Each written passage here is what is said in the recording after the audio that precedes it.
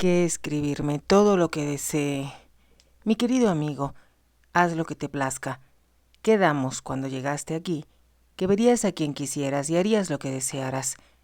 Si prefieres que yo sea tu único visitante, nadie se opondrá. Muy bien, me quedaré, pero debo pedirte algo más. Que Lady Harriet no sepa que estoy en la casa. Los sirvientes hablan de mí como el contralor. Pero para Lady Harriet y la señorita Shane, deseo permanecer impersonal. Como gustes. Aunque creo que si vieras a Harriet de nuevo, sin duda la conociste de niña, encontrarías que ha mejorado. En realidad me costó trabajo creer que fuera mi hermana. No deseo ver a Lady Harriet de nuevo, dijo Hugh con determinación. El duque lo miró y no añadió nada, pues conocía la sensibilidad de su primo con respecto a su apariencia y cómo trataba de evitar que le tuvieran lástima. Muy bien, entonces todo está arreglado. Iré a ver qué travesura ha hecho mi pupila. La dejé con la abuela, pero sin duda a esta hora la vieja tragafuego ya se siente en su casa. Mientras hablaba, el duque oyó que alguien tocaba a la puerta. Adelante, dijo el capitán Kearney, suponiendo que se trataba de uno de los lacayos. Cuando la puerta se abrió, apareció Ravella. «Ahí estás, Tuti», dijo con un grito de alegría. «Te he buscado por toda la casa, pues temía que hubieras salido de nuevo». Entró en la habitación y Hugh Kearney quedó inmóvil de sorpresa. Pero enseguida se volvió con el rostro hacia la ventana, diciendo al duque, todo alterado, «Llévatela». Pero, antes de que hiciera el menor movimiento, Ravella lo había visto sin mostrar horror ni curiosidad. Solo demostró un amable interés, según pudo observar el duque. «Oh, sé quién es usted. Es el capitán Kearney». Luego, sin esperar a ser presentada, cruzó el salón y se detuvo a su lado. «Tengo mucho gusto en conocerlo, señor. He oído hablar mucho de usted y de su valor. La señora Pym lo comentaba y Lizzie es su más devota admiradora. Ella dice que se sienten orgullosos de tenerlo bajo la escalera y que hay muchos que no permanecerían en la casa Melcombe de no ser por el honor de aceptar sus órdenes. Le iba a pedir a Tuti que me trajera a verlo, pero ahora nos hemos conocido». La excitación de la voz de Ravella pareció hipnotizar a Hugh Kearney, no pudiendo hacer otra cosa que mirar el rostro y enfrentarse a ella. La miró a los ojos, esperando verla huir o demostrar horror, pero Ravella continuó diciendo con entusiasmo, «Me enseñará sus medallas, señor. Lizzie dice que usted tiene una espada de un general francés, la que obtuvo cuando lo capturó con una sola mano. Me encantaría verla». Hugh Kearney continuaba mirándola y de pronto, para asombro de Ravella, su único ojo pareció humedecerse. «Me gustaría enseñarle la espada», dijo, y su voz temblaba. «No quiero causarle molestias», se apresuró a decir Ravella, «pero me interesa particularmente porque mi padre también peleó en Waterloo, aunque tuvo suerte porque salió de la campaña sin un rasguño. Él me hablaba a menudo de la victoria que obtuvieron y del valor de los hombres que participaron. Extraño sus relatos. ¿Cree usted que podría contarme algo de ello? Quizá». La voz de Hugh Kearney aún temblaba y miró al duque. «Me alegro, Sebastián, que hayas decidido que la señorita Shane permanezca en la casa Melcombe». El duque pretendió estar examinando con cuidado su anillo con el escudo de armas. «Probablemente ahora comprenderás que la decisión no fue mía, sino de Ravella. Ella vino sin ser invitada y ahora rehúsa irse». Ravella les dedicó una sonrisa encantadora. «Me habría muerto, Tuti, si me hubieses mandado con ese viejo fatuo de cara colorada, o con el otro que parecía cadáver. Tuve mucho miedo de que desearas deshacerte de mí, o de que estuvieras disgustado por haber venido aquí anoche, pero ahora estoy sumamente complacida de haberlo hecho». «Eso me recuerda», dijo el duque repentinamente, «que no me has dicho el motivo de tu impetuoso viaje». Ravella se sonrojó y miró al suelo. «¿Me perdonas?», dijo Hugh Kearney con tacto. «Debo dar algunas órdenes para que preparen las habitaciones de Lady Harriet». «Por supuesto, Hugh», contestó el duque. «¿Puedo verlo pronto, señor? preguntó ávidamente Ravela. Deseó tanto escuchar su relato sobre la batalla de Waterloo. «Puede venir a verme», dijo Hugh Carrington, «con la condición de que no mencione mi nombre a Lady Harriet, ni a nadie más, aparte de los sirvientes de la casa». «¿No desea que Lady Harriet conozca su identidad?» «No, para ella seré el contralor». «¿Promete mantener mi secreto?» «Por supuesto que sí.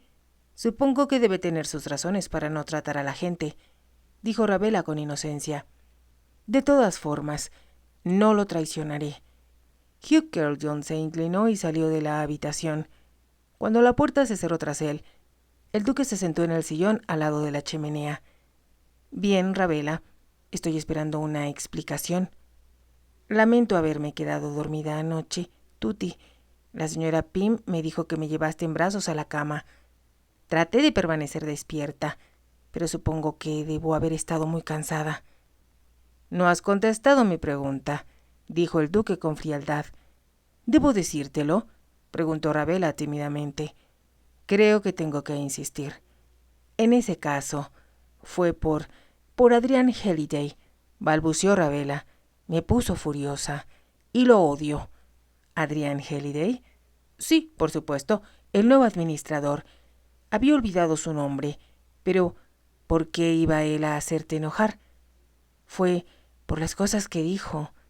Te digo que lo odio». «Vaya, pero si tú lo elegiste como administrador, ¿no estás satisfecha con él?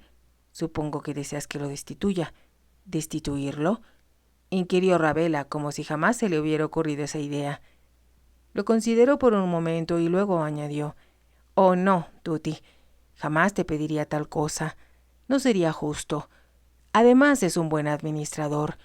No, mi querella con él no tiene nada que ver con el trabajo». «Entonces es un asunto personal». Ravela asintió con la cabeza. «Supongo que te cortejó». Nuevamente Ravela movió la cabeza afirmativamente y, dejando fluir las palabras en tropel, dijo: «Me pidió que me casara con él, no solo porque me ama, sino porque, por motivos falsos, injustos. Le dije que era un mentiroso y le crucé la cara con mi fusta de montar». El duque levantó las cejas. «Eso fue impropio de una dama». «No me importa. No tenía derecho a decir esas cosas». «¿De qué se trataba?» «No puedo decírtelo.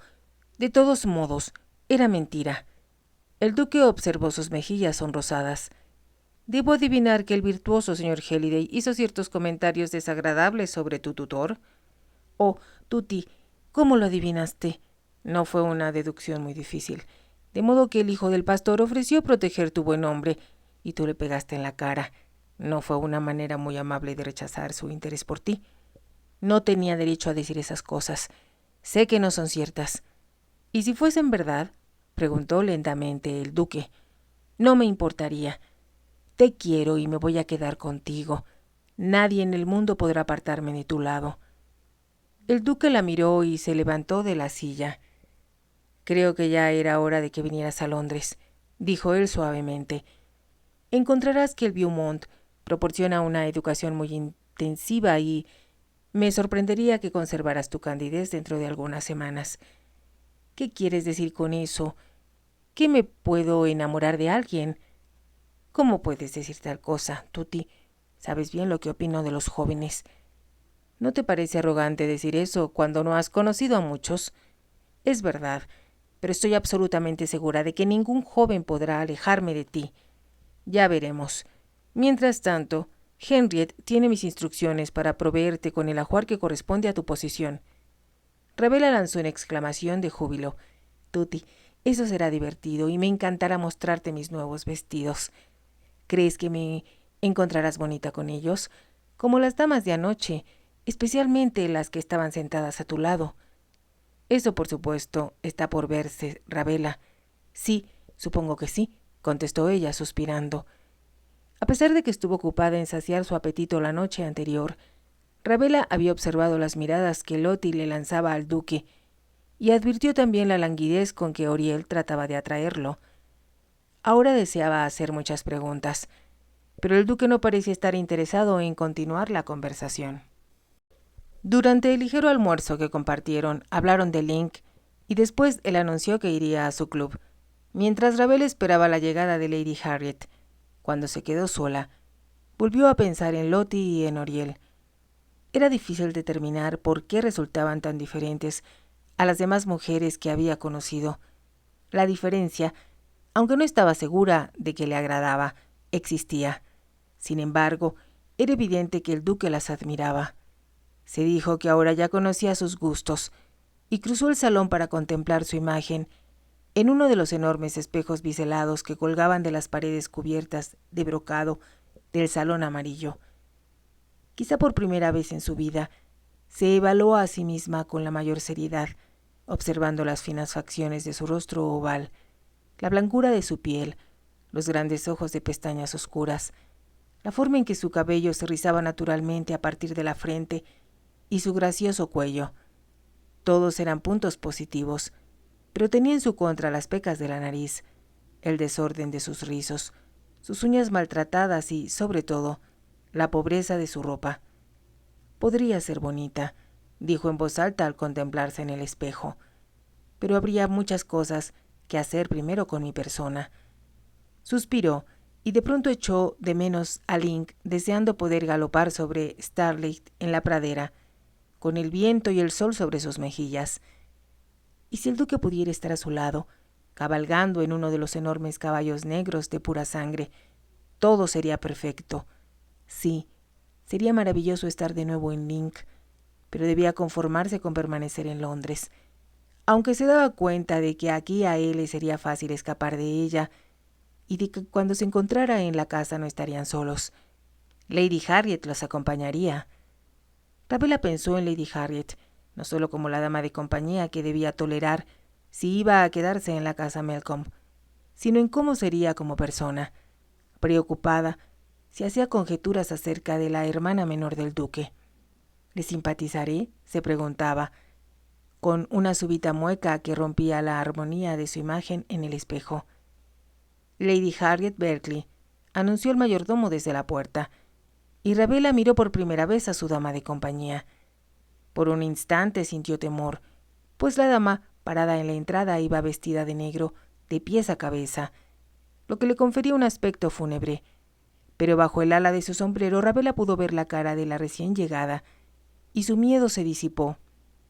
Era el rostro de una mujer joven, de franca sonrisa y ojos muy parecidos a los del duque. Ravela se dirigió a ella impulsivamente, y al recordar que debía hacer una reverencia, escuchó a una voz lozana decir: «¿Eres tú, Ravela? Oh, ¿no es esto emocionante?» Lady Berkeley solo tenía 26 años. Por ser la menor, había recibido poca atención, tanto de sus padres como de sus hermanos mayores. Su padre, que había deseado otro hijo varón, la ignoraba, y a su madre, ocupada en conseguir esposos para sus hijas mayores, le disgustaba tener que disponer una cantidad de su limitado presupuesto para pagarle una nodriza a la pequeña. Por lo tanto, Harriet creció casi abandonada. Al cumplir 18 años, su madre decidió que ya era hora de casarla, por lo que la llevó a Londres con la esperanza de encontrarle un cónyuge adecuado. Pero antes de que ello sucediera, dos importantes eventos afectaron la vida de Harriet. Primero, la muerte de su padre y, segundo, que se enamoró. Fue un romance breve, turbulento y desdichado, pues ambos comprendieron que no tenían posibilidades de casarse. Sin embargo, se habían amado con la intensidad de la juventud, resignados desde el primer momento a la separación inevitable. Él tuvo que marcharse, y Harriet supo desde ese instante que jamás amaría así de nuevo. Viajó a Londres con apatía, sin importarle lo que pudiera sucederle, de modo que cuando Sir Gifford Berkeley le propuso matrimonio, ante la insistencia de su madre, lo aceptó sin protestar. No obstante, después del matrimonio, el despertar fue amargo, porque Sir Gifford, hombre que le llevaba 15 años, era un ser salvaje y derrochador. No pasó mucho tiempo antes de que Harriet se diese cuenta de que únicamente la utilizaba para saciar sus apetitos sexuales, y ni le era fiel ni se interesaba por ella. Cuando estaba ebrio, la golpeaba, pero prefería aquello a sus momentos de lucidez en los que le hacía el amor, logrando producirle asco. Como era un jugador empedernido, en solo 5 años perdió su propia fortuna y hasta el último centavo que ella poseía.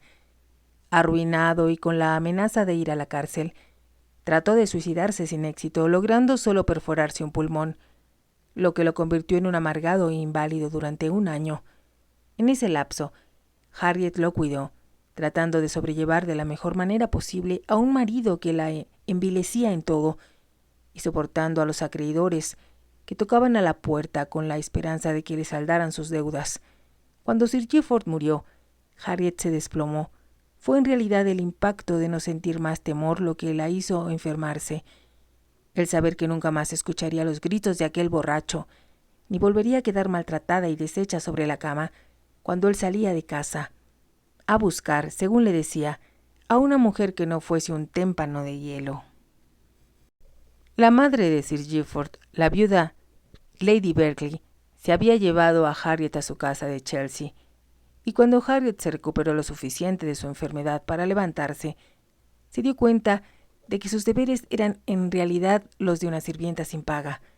Lady Berkeley, una dama amargada tanto por la vida como por el mal carácter de su esposo y de su hijo, encontró conveniente culpar a Harriet de la muerte de Sir Gifford, y se pasaba la mayor parte del día criticando el comportamiento de la familia de Harriet. Desafortunadamente, poco después de su matrimonio, el indecoroso comportamiento y la fama de borracho de Sir Gifford se convirtieron en un escándalo público, lo que ahuyentó a sus amistades. Las censuras alcanzaron a Harriet, a pesar de que no era responsable de la conducta de su esposo. Peor que perder a sus amigos y conocidos era saber que sus propios parientes, sus hermanas y cuñados, estimaron conveniente olvidarse de ella, de que ella existía, y los ignoraron a ambos. Le escribían metódicamente en Navidad, pero no hacían el menor intento de invitarla a sus casas, ni la visitaron después de su viudez cuando se encontraba en Londres. Sebastián había heredado el título de su tío 1 año después que Harriet se casó. Jamás esperó heredar un título nobiliario, ni mucho menos la gran fortuna de los Melcombe. El duque anterior había tenido 2 hijos, y solo debido a un trágico accidente y a la fatalidad de una enfermedad incurable, Sebastián se encontró de pronto elevado al ducado. Algunas veces, Harriet se decía amargamente que su vida habría sido completamente diferente si hubiera estado soltera en el momento en que Sebastián recibió la herencia, pero las lamentaciones eran inútiles ya. Cuando su hermano entró al atestado recibidor de la casa de su suegra en Chelsea aquella mañana, el corazón de Harriet sufrió un vuelco, pues había olvidado lo apuesto que era, y la admiración que siempre había sentido por su aire de seguro dominio. No dudó, ni por un momento, cuando Sebastián le explicó el motivo por el cual la solicitaba, pues representaba la oportunidad de escapar de una desgracia que había soportado tanto tiempo, por lo que escuchó de buen humor los agrios comentarios de Lady Berkeley sobre su decisión de mudarse. «Si te vas a la casa Melcombe, estarás acabada socialmente para siempre». Harriet no le contestó que terminar con la vida social que llevaba en Chelsea era una bendición, debido a que después de tantos años de sufrir abusos y humillaciones, se había vuelto sumisa. «La reputación de tu hermano es un oprobio. Dama de compañía de su pupila. Pamplinas, debe tratarse de una aventura que desea encubrir ante la sociedad londinense. Jamás oí hablar de la chica Shane». Sebastián dijo que Lord Wroxham le dejó una fortuna. Se aventuró a decir tímidamente Lady Harriet. «Vaya cuento. Lord Wroxham era un buen hombre, de quien siempre he oído hablar como benefactor tanto de la iglesia como de los hospicios. Si pensó en dejar su dinero a alguien que no fuese de la familia, no sería a nadie que estuviese a cargo de tu hermano. Te lo puedo asegurar. No, Harriet, me temo que te has engañado, pero si no escuchas mi advertencia y te vas ahora, no podrás regresar». «No lo haré, señora», repuso Lady Harriet tranquilamente. «Será lo mejor, y si estás decidida a dar este alocado paso, solo me queda rezar por ti». «Lo siento, señora, pero ya he tomado mi decisión». Estuvo a punto de decir que la vida con Sebastián, por mala que fuera, no podría sobrepasar en horror ni en sordidez a la que llevó con su esposo, pero los años de infelicidad le habían enseñado a tener cuidado con lo que decía. Se sintió muy nerviosa cuando llegó al pórtico de la casa Melcombe y un lacayo de brillante librea bajó la escalera para abrir la puerta del vehículo. Luego, cuando la condujo por la escalera, Harriet temblaba, pero al entrar al salón amarillo y ver a una jovencita de modesto aspecto que contemplaba su imagen en el espejo, en lugar de a una señorita sofisticada y vanidosa, se dio cuenta súbitamente de que todos sus temores eran infundados. Aquí, en medio de tanta magnificencia, había alguien tan sencilla como ella, alguien a quien no tendría por qué temer y a quien, así lo esperaba, tampoco asustaría a ella. Harriet extendió sus manos hacia Arabella, y de pronto las dos jóvenes se abrazaban y reían. «Pero si eres una pequeña», dijo Harriet al fin. «No sé por qué, pero temía que fueras alta e imponente, lo cual me haría sentir insignificante». «Eso lo sentiré yo», dijo Arabella. «No conmigo», repuso sinceramente Harriet, y soltando las manos de Arabella se quitó el sombrero. «La ropa, hablemos de ella. Debemos hacer planes. Ambas deseamos cosas lindas, las que no he visto en años». De pronto se sentó en una silla. No sé si reír o llorar. Es como salir de la oscuridad a la luz del sol, cuando menos lo esperaba. La voz de Harriet se quebró por la emoción, y Arabella extendió sus manos en señal de protección. «¿Has sido desdichada?» «Desdichada. No es esa la palabra adecuada. He sido infeliz, totalmente proscrita, y de pronto Sebastián me visitó esta mañana». «Para salvarla», dijo Arabella casi sin aliento. «Del mismo modo llegó a mí para salvarme, justamente cuando estaba desesperada de miedo. Oh, Lady Harriet, ¿no es él maravilloso?» Por un momento Harriet dejó de pensar en sí misma y miró a Arabella. «¿Es así como lo ves? Para mí es la persona más maravillosa en todo el mundo». Harriet estuvo a punto de decir algo, pero se detuvo. «No he visto a mi hermano durante algunos años, así que tú tendrás más que contarme sobre él». Aún se encontraban conversando cuando el duque regresó de su club y, abriendo la puerta sin hacer ruido, vio a ambas cabezas juntas. Las dos estaban inclinadas sobre pedazos de papel diseminados sobre la alfombra. Más que escuchar, Arabella presintió su presencia y al volver la cabeza lo vio en el umbral de la puerta. «Tutti», exclamó. Los papeles cayeron en desorden al suelo, y ella corrió a través de la habitación. «Bien, Arabella, pareces estar ocupada. Espero que tú y Harriet ya se hayan familiarizado». Él miró a Harriet a través del salón y pudo observar la dulzura de su expresión, pues a pesar de haber sufrido, aún conservaba una gran belleza. «Estamos haciendo una lista de lo que necesitamos», dijo Arabella. «Oh, Tutti, no tienes idea de los cientos y cientos de libras que vamos a gastar mañana». «No temo que me lleven a la quiebra», respondió el duque, y se acercó a su hermana. «Harriet, he enviado a Hawthorne para informarle que, mientras te encuentres aquí, se te pase una mesada adecuada». «Eres muy amable, Sebastián». «Tonterías. Aprenderás que muy rara vez soy amable». «Él siempre dice que no es bondadoso», comentó Arabella riendo, «pero en realidad es el hombre más bueno de todo el mundo. ¿Verdad, Tutti?» «Como te he dicho anteriormente, Arabella, tienes una impresión totalmente errónea, tanto de mi persona como de mi carácter. Sin embargo, mucha gente te aclarará tu desacierto.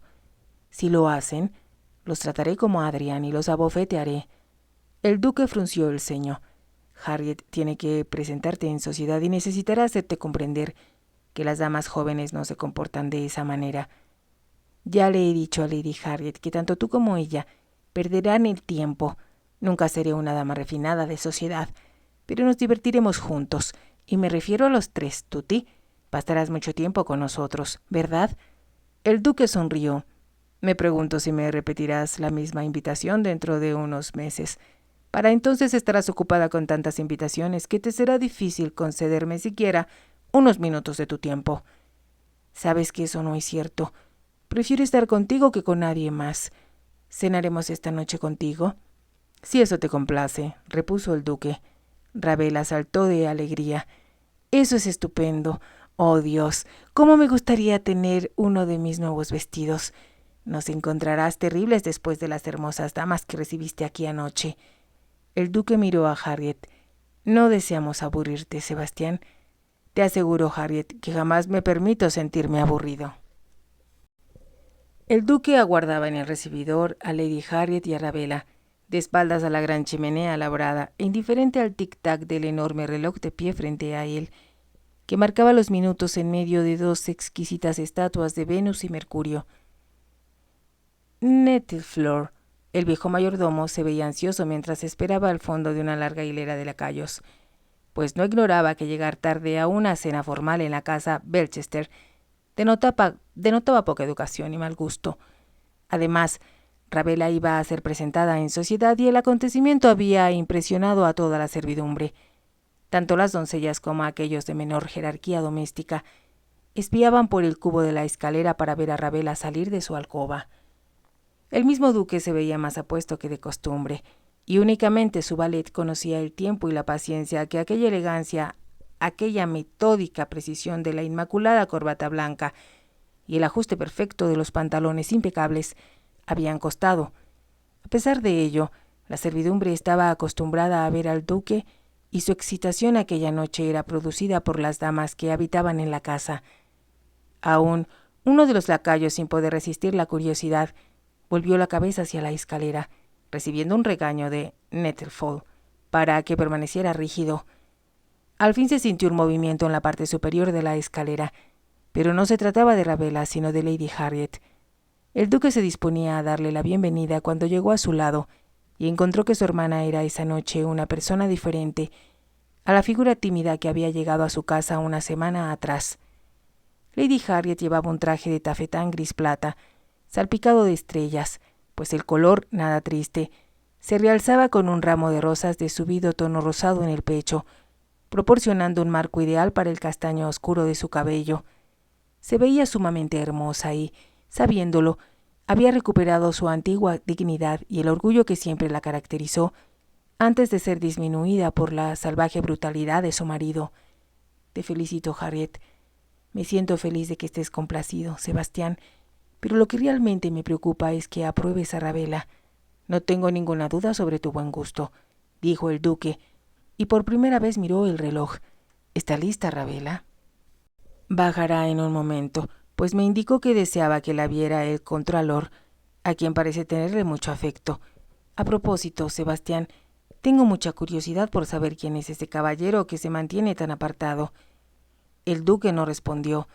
Era obvio que sus pensamientos estaban muy lejos en ese momento, y de pronto dijo lentamente: «Esta es una noche importante para Arabella, Harriet. Creo que se desenvolvería mejor sin mi presencia». Lady Harriet miró a su hermano alarmada. «¿No pretenderás que vayamos al baile sin ti?». Me pregunto si no sería mejor porque, hablando con toda franqueza, no fue fácil persuadir a la marquesa a que invitara a Arabella esta noche, y si es posible que otras anfitrionas se muestren aún más difíciles.